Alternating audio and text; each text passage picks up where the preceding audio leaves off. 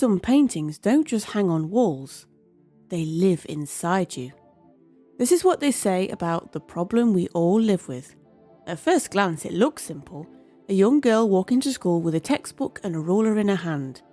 But then you notice the federal marshals accompanying her. It doesn't look simple anymore. The painting is yelling to tell something, not with words, but with every brushstroke. And then there are the hateful slurs scribbled on the wall, not just graffiti, but the echo of a crowd's venom. The splattered tomato stains mark the rage of a crowd you can't see but feel. And at the centre of it all, there is Ruby Bridges, just 6 years old, walking with courage more than a soldier. It's not just a painting, it's a story of a nation's shame and a child's unshakable courage, locked forever on the canvas. This is the problem we all live with. On the surface, a simple scene of a girl walking to school. But what truth's really hidden inside it? To know everything, we need to rewind back to a time when Norman Rockwell's theme was something else. Before he gave us this illustration of racism and courage, he gave us comfort. For decades, he was America's favourite storyteller, not through novels, but through magazine covers. Week after week, his painting appeared on the front of the Saturday Evening Post, and what he showed there was a world people wanted to believe in. His famous artwork was Boy and a Girl Gazing at the Moon, Doctor and the Doll, and The Girl at the Mirror. All these paintings were sentimental, nostalgic, and almost cinematic in their optimism. The view of life I communicate in my pictures excludes the sordid and the ugly.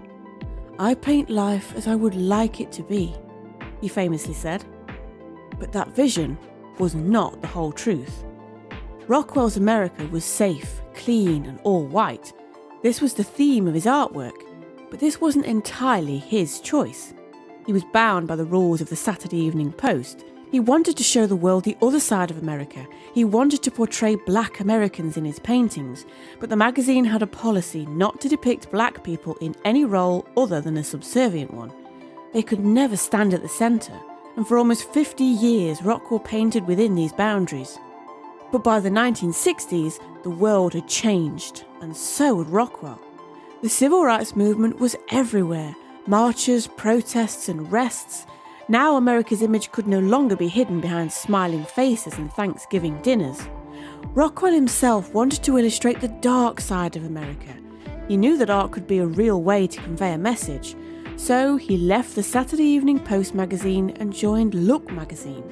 It was more than a career shift. It was freedom to use his brush in his own way, and he turned his brush to the truth, injustice, and the stories that have never been told before. The man once known for painting nostalgia was now painting protest. And this wasn't an ordinary transition. It was a transition from peaceful imagination to teasing reality. The problem we all live with was his first civil rights painting, and it landed like a thunderclap. Gone were the smiling faces and the brightest colours. Instead, he painted a child with courage and asked America to look her in the eye. To really understand this artwork of Norman Rockwell, you have to go even further, and he was just a young boy with a passion to pursue.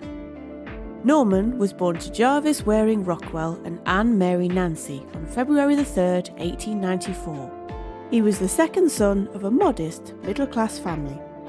At the age of 14, he realised his passion to become an artist. He started taking classes at the New School of Art. By the age of 16, his passion grew so much that he dropped out of school and enrolled at the National Academy of Design. Later, he transferred to the Art Students League of New York. By the time he graduated, he found immediate work as an illustrator for Boy's Life magazine. He painted his first cover for the Saturday Evening Post magazine at the age of 22. It was the beginning of an era. During his time at the magazine, he painted 321 covers. One of his most iconic covers was the 1927 celebration of Charles Lindbergh's crossing of the Atlantic. This symbolised the ambition and wonder of the new era of aviation. But the most fruitful period of Rockwell's life was still waiting. It was 1939 when Rockwell's art began to speak more loudly. He relocated to Arlington, Vermont, and this relocation gave Norman a new world.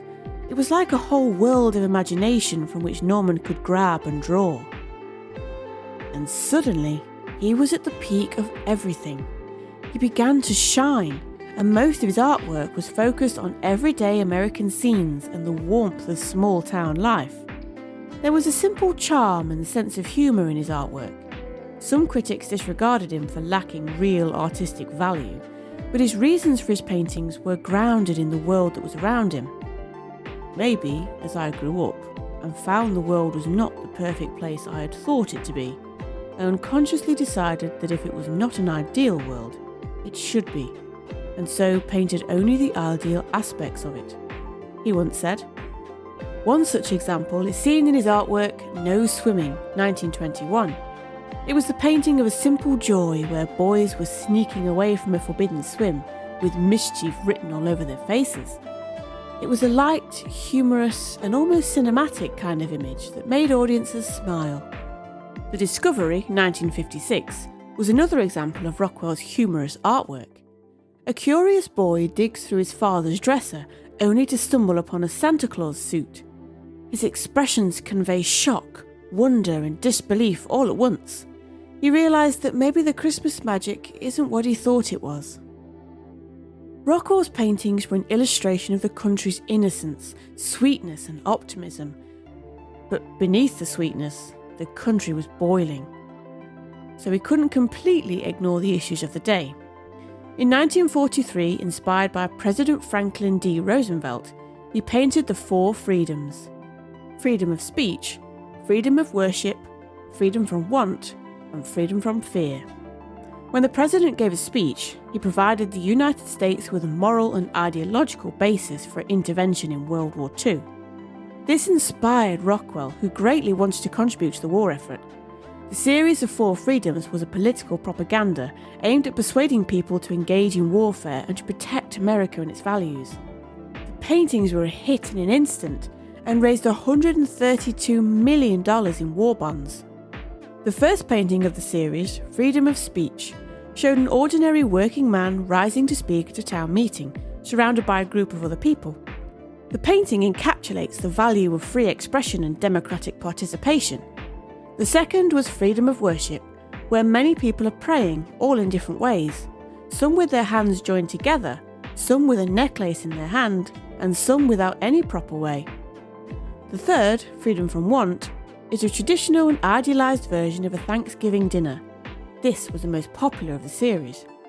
And the last one, Freedom from Fear, shows parents gently tucking their children into bed while holding a newspaper filled with grim headlines about war. It was tender and haunting at the same time, a reminder of what ordinary families wish to protect in a world on fire. 4 Freedoms was his first political artwork, and after that he began focusing on more political and social issues. Then he came with The Problem We All Live With, his first socially charged piece.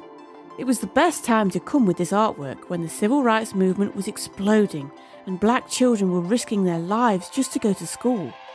And Rockwell, who had spent years painting in America with smiles and harmony, knew he could no longer look away. The painting portrays Ruby Bridges dressed in white, a symbol of innocence and courage at the same time. She doesn't look scared, she doesn't look back. All she does is walk forward with faceless men around her. The history isn't about the faceless man, it's about Ruby and her unshakable courage. Every detail in the painting is intentional, from the slur scrawled on the wall to the tomato stain dripping red like a wound. But what makes this painting so haunting is what Rockwell leaves out. You don't see the screaming mob, but you can feel it from the slurs and the tomato stain. You don't see Ruby's fear, but you imagine the weight on her shoulders. And don't forget, Ruby walked through it all in real life. It was the 1960s when the United States was actively confronting racial segregation and working to integrate public schools. Ruby Bridges was the first black person to enter William Franz Elementary School in New Orleans on the first day of school desegregation. But it wasn't a joyful event for Ruby, as teachers refused to teach her. Only Barbara Henry had the courage to do it. She gave Ruby the education others tried to deny her. Just imagine the courage of Ruby walking into that building every morning to face a storm of hate before even learning how to multiply or spell. This is what Rockwell painted. Not just a child, not just a movement, but a very definition of courage. Later in his career, Rockwell also created other political and social artwork. One example was Murder in Mississippi 1965, where he captured the final moments before 3 civil rights workers were killed. Another example of social artwork was depicted in New Kids in Neighborhood 1967, where black and white children were curiously studying one another outside suburban homes, their innocence clashing with the adults' tension. But Rockwell's The Problem We All Live With was a real turning point in his artwork. In that single searing image of Ruby Bridges walking to school guarded by federal marshals, he removed all the idealism and showed America its harsh, uncomfortable truth. It was Rockwell at his most courageous, using his brush not to comfort, but to challenge the harsh reality of America. If this glimpse into Rockwell's world hit you, make sure to like the video, subscribe to our channel and stay tuned, because we have plenty more where this came from.